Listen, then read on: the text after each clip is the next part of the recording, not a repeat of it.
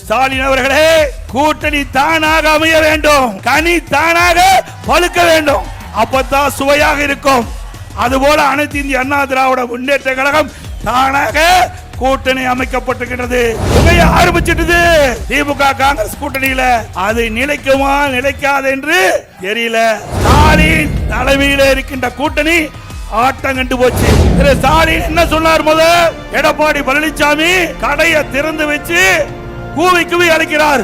கூட்டணிக்கு யாரு வரலினார்? திரு ஸ்டாலின் அவர்களே, கூட்டணி தானாக அமைய வேண்டும், கனி தானாக பழுக்க வேண்டும், அப்பதான் சுவையாக இருக்கும். அதுபோல அனைத்து இந்திய அண்ணா திராவிட முன்னேற்ற கழகம் தானாக கூட்டணி அமைக்கப்பட்டிருக்கிறது. அண்ணா திமுக தலைமையில் அமைக்கப்பட்ட கூட்டணி தேசிய ஜனநாயக கூட்டணி, வலிமையான கூட்டணி. ஸ்டாலின் தலைமையில் இருக்கின்ற கூட்டணி ஆட்டம் கண்டு போச்சு. உண்மைதானே? தினந்தோறும் பத்திரிகையில காங்கிரசுக்கும் திமுகவுக்கும் வார்த்தை போர் நடந்து கொண்டிருக்கின்றது. இந்த வருகின்ற சட்டமன்ற பொது தேர்தலில் திமுகவும் காங்கிரசும் கூட்டணி இருக்குமா இல்லையா என்பது சந்தேகம். காங்கிரஸ் ஆட்சியில பங்கு வேண்டும், அதிகாரத்திலே பங்கு வேண்டும்.